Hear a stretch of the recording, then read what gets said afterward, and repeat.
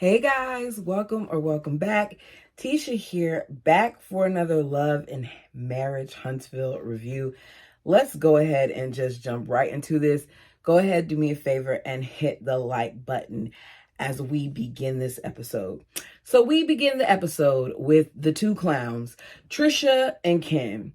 She wants to go from being an engineer for over 18 years to just focusing on training because that's what she's passionate about. I don't think it's that big of a deal that she no longer wants to be an engineer. I'm just wondering why we're just now hearing about it, or was it something that she mentioned in passing before and I just forgot it? Either way, great for her that she was an engineer or that she is an engineer. And I hope that she takes the necessary steps to make sure that she can change the role from working for someone to being an actual entrepreneur. Next thing we know, they're talking about Marquez again. Marquez, I'm over it. I'm so over them drawing out this storyline because at this point, they're giving nothing. It's just the same stuff over and over again. So they're talking about him and the party and how weird he was. But they were all weird. And she's talking about her daughter and her son and how one of the things that her daughter said is that she doesn't want to call him dad anymore at this point after how he acted and blah, blah, blah. But I'm tired of hearing Trish relay the information, especially because at this point, you keep telling us what your kids are saying, and they've been shown on camera saying various things. We saw the son kind of reel his father in. So since they've been shown on camera, allow us to overhear a little tidbit of the conversation or don't mention it. It's just no need for it. Let them speak for themselves because it's just no point in saying it. And I just feel like they're just saying it in order to create a dig because they know more than likely that this man is going to go back and watch this. So she says how one of the things she has a problem with is that he had been in town the whole weekend and he didn't even see the kids. I personally, based on what they've said about him, am not surprised by it. So Ken is excited and he's ready to marry Trish. But Trish isn't ready to marry him. She says she's excited to marry him, but she doesn't want to do the same things and have some of the same mistakes that she had in her first situation. Ken says that he's not surprised that she's hesitant because of her past, but he does feel like they just need to, go to counseling and work through some things. That way they can, do it the right way. In my opinion, the right way would have been to make sure that she is done with the situation with this ex. The right way would have not been to move into a household with her while she's still married to this man, while her kids are seeing this and being made aware of this. It's like she jumped from one situation to another, and 4 years, 2 years, 5 years, however many years it's been, because of how blurred the lines are, I don't know if they handled the situation correctly. So we see Martell, an even bigger clown, and Martell gets a visit from Maurice. If you said the type of things that Tisha said that was being said and the things that we heard about Tisha sleeping with this person and that person, I personally, if I heard someone say those things about my sister, I would not be visiting them in a couple days, weeks, months, whatever, to go and talk things out with them. Why is Maurice visiting Martell? What does he have on him that he feels the needs to visit him? So they talk about the argument. And Maurice says that, that he thinks that there's bigger issues here. That his brother and Martell have not been in a good place since the dissolve of their business dealings when it came to Skull. He says, you all keep going through this cycle of we're okay and then we're not. We're okay and then we're not. And I think it's because there's a constant reminder of what was, because we know that Martell does not, or he sold his rights or whatever. Either way, he's not a part of that. He's like, they were supposed to be building buildings together and things of that nature. They want to do skyscrapers and all that stuff. And his brother's name is on things, but Martell has nothing to do with it. Martell says, from now on, if not Maurice, I always get their names mixed up. If Marceau says anything about him, he's like, Maurice, I'm going to have to say something. I never planned on things going the way that it did, but because of what he said and because of how he acted like he didn't care, then I just felt like I needed to say what I had to say. He then talks about how he's never the reason for the fallout. And he's looking at him like never. He's like, okay, maybe I'm not the main reason for it. And Maurice is like, yeah, because you start to sound like, that one deity that we all know. He's talking about Mel.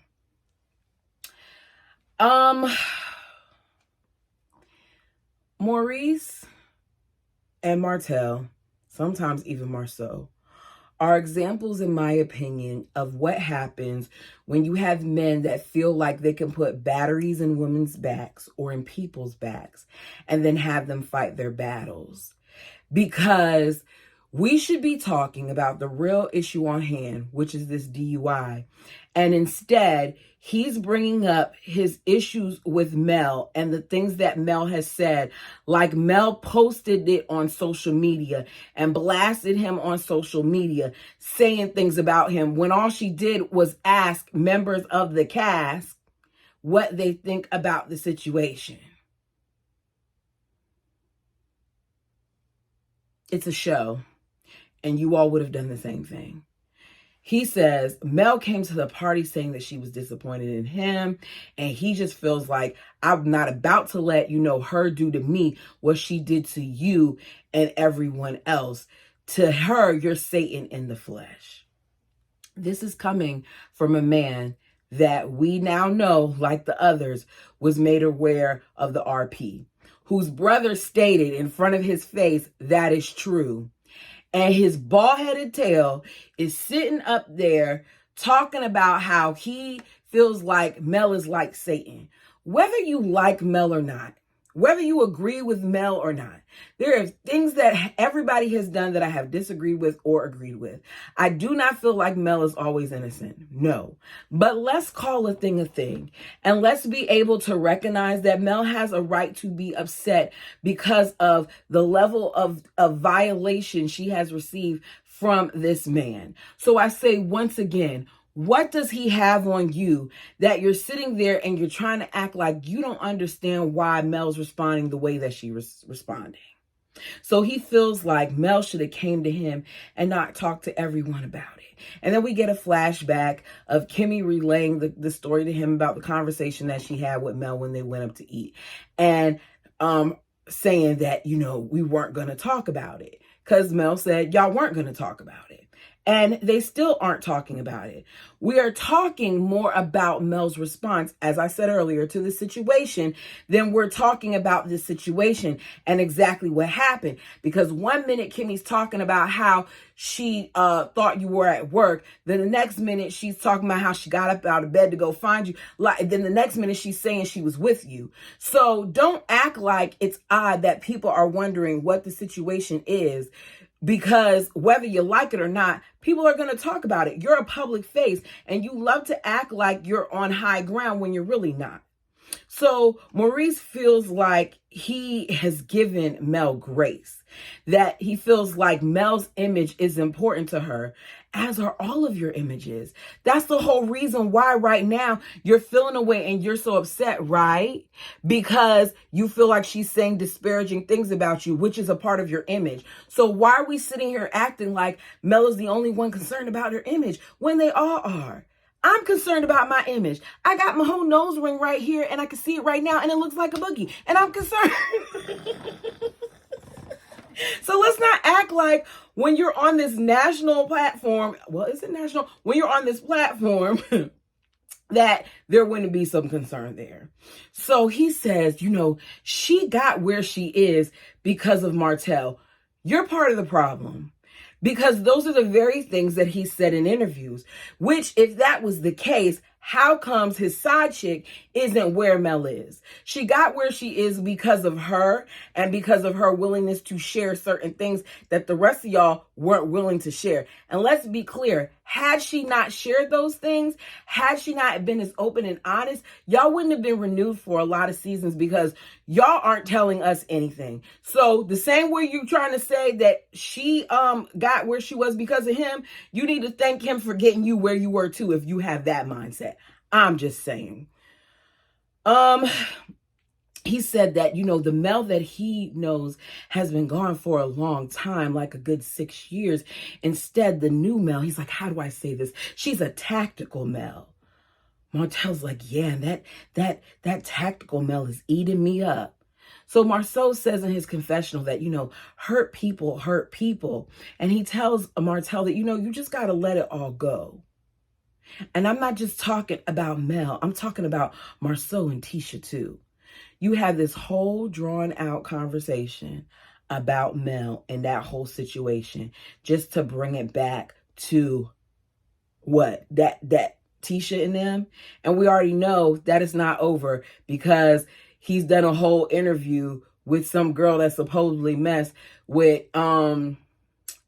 Marceau when they went to Vegas. So it's not over. It's going to get worse. He tells him that he needs to pray and he needs to sleep on it. So on to the next set of clowns. Trish comes over. Everybody's a clown this episode. Trish comes over to meet yet another clown, Kimmy. She's supposedly there to get advice about entrepreneurship, but she's also there to talk about Mel and the Fletchers. So Kimmy says, she's busier now than she was before, which I didn't realize that Kimmy completely gave up being a nurse. But the way she's talking, it sounds like she has.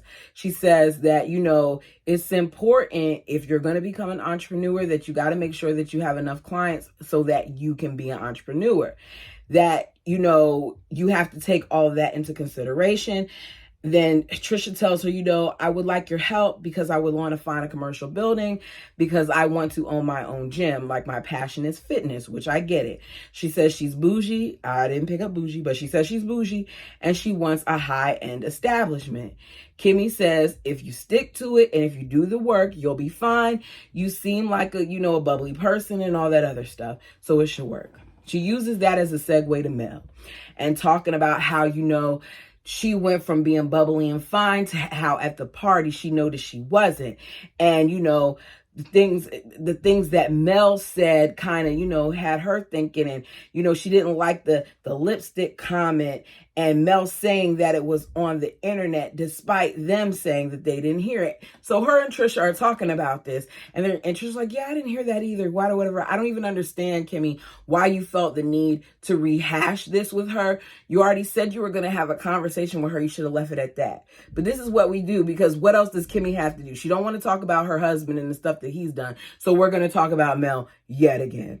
So, she says that it wasn't out there. It was out there. I heard various bloggers and people saying stuff about it. I personally don't feel like it looked like he had on lipstick. If you've ever dealt with a light-skinned man, you know that they have red lips.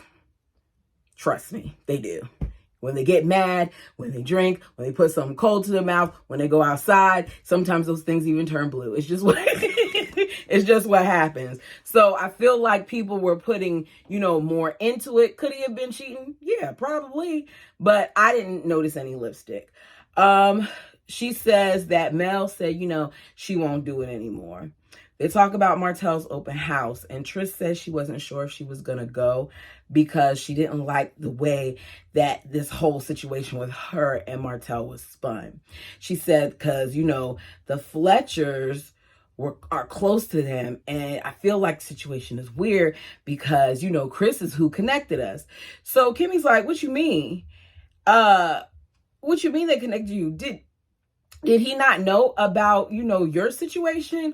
Or even Martell's, because Martell got a lot of mess with him. How did he not know that? And she's like, I'm not sure. It was, over 4 years ago. And, I'm getting all of this, heat for something that didn't happen. And it's Chris's fault. How is it Chris's fault? What does Chris have to do with anything? You two were two grown people that decided to link up with each other and do or not do whatever you didn't do.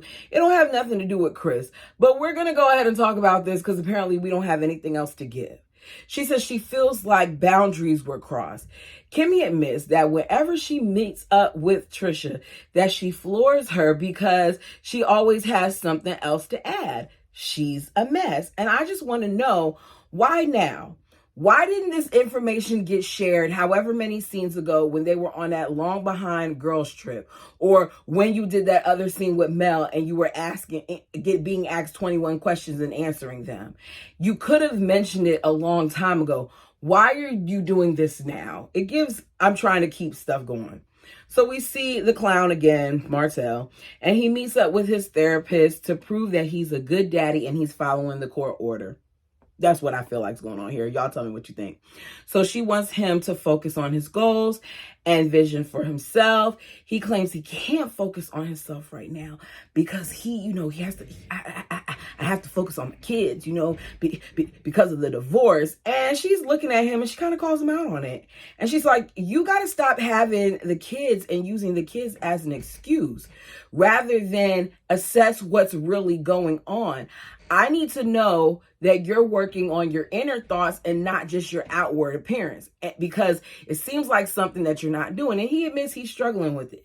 So he brings up other people and his struggle to let things go. He's talking about the guys and all of that. He doesn't say the guys, but that's what he's alluding to. So she says, you use the children and you use the relationships as an excuse, and you're not focusing on the things that you need to focus on with your development. None of those situations or relationships or your kids are getting the best of you. He claims that, the only thing that he needs to work on right now is to cut people off, that don't belong. And she gives him a look like, that's not the only thing that you got to work on. She says, you need a vision. It must be something that she told him a while ago. He's like, yeah, I know.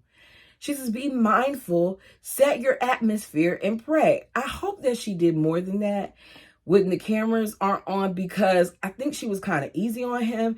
And we know that he probably is still seeing her because she doesn't call him out on his crap the way that the other Dr. Francis did, because the men didn't like Dr. Francis.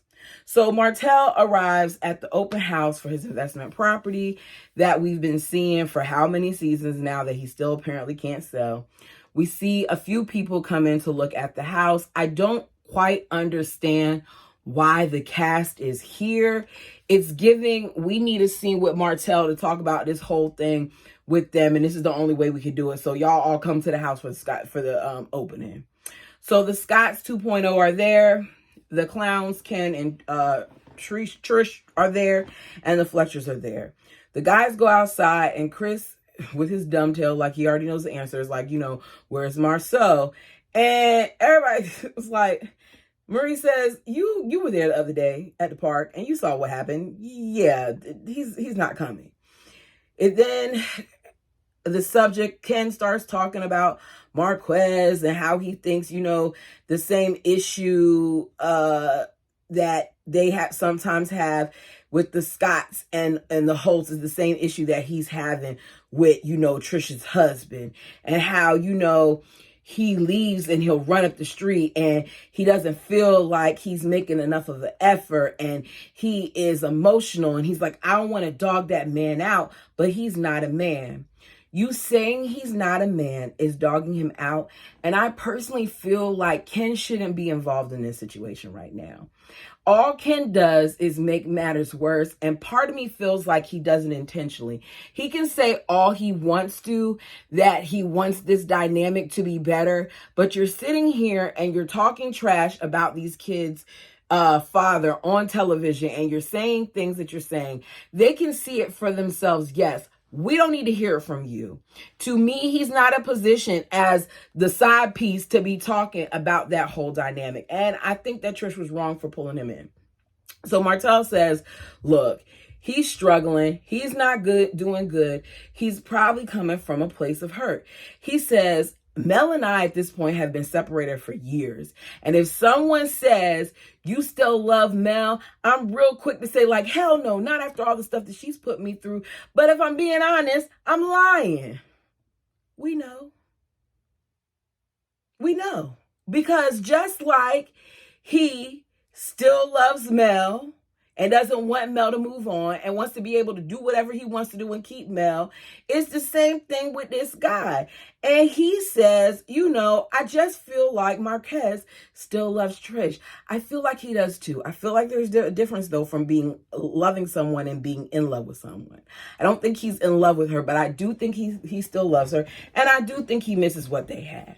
So Ken, in my opinion, according to Martell, needs to remove himself from the picture. And I agree. He says, don't force her to get the divorce and allow her to figure things out. And I can't believe that I agree, because it sounds to me like I feel like Trish doesn't want to be alone. And I feel like Trish enjoys the fact that she has this man to be there and to help her. Because it very much so seems like Trish is not really into Ken, that Ken's more into her than she is to him. But I don't know. It could just be the energy she gives off. So the ladies are inside talking about the party, and Trish is still married, we find out, because even though she was quick to tell him that she signed the papers and got them notarized, it hasn't been filed. She claims that she doesn't have the time to do it because she's back in the office now. And Kimmy says, people make time for what they want to make time for. It might show that the girl's not ready, and she's not. She then brings up Mel and if they're okay. And she's like, yeah, but there's some things that I need to address. This is when she tells Nell that Chris saw her at the gym and encouraged Martell to reach out. And Nell, like anybody else, started asking questions. And she was like, well, was he divorced? And she's like, I'm not sure if the ink was dry.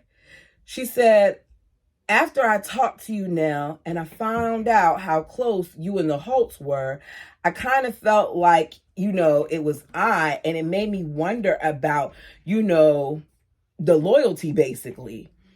Like, why would y'all cross that? So Nell can't get outside fast enough because she's like, wait a second, let me go get him since we're going to talk about that with him. So she goes outside while the guys are talking, and she says, Trish said that you hooked Martell and her up. All the men come in. Martell said, why are y'all talking about this here? This is, an open house. And Martell said, I ain't never said that he told me to reach out. And he's telling his thing. And then Fletcher tells her. And basically the story is that they were on the phone together while he was in the gym. Martell says something about good looking girls in there. Is there any in there right now? And Fletcher was like, yeah, there's one in here right now. I think her name is Trish. It sounds real fake. Chris, I like you, but it sounded like you were lying when you gave your explanation. He's like, and I said, yeah, she's good looking or whatever. And that was the extent to it. So Ken's like, I'm not buying it. And he says that it rubbed him the wrong way, but he's going to get down to the bottom of it. I don't understand why, though. We know at this point that Chris has something to do with it. I don't think that Martell's lying on that, even though he lies about everything else. I think that Chris mentioned it, but I don't care. It doesn't matter to us. Ken, if you want to take it up with your girl, you can take it up with your girl. But the bigger problem is she's not trying to commit to you. So focus on that rather than the timeline with her and Martell that seems to somehow overlap the timeline with y'all on day one versus now, because y'all keep changing that. So I don't know. That's all I got. If there's something that that I left out that you want to talk about, feel free to put it down in the comment section below. Please like the video as it helps the channel. Haven't been up here for my love and Huntsville fam since, but I have officially reached 2,000 subscribers. Woo woo! I'm excited. Thank y'all so much. Until next time. Peace.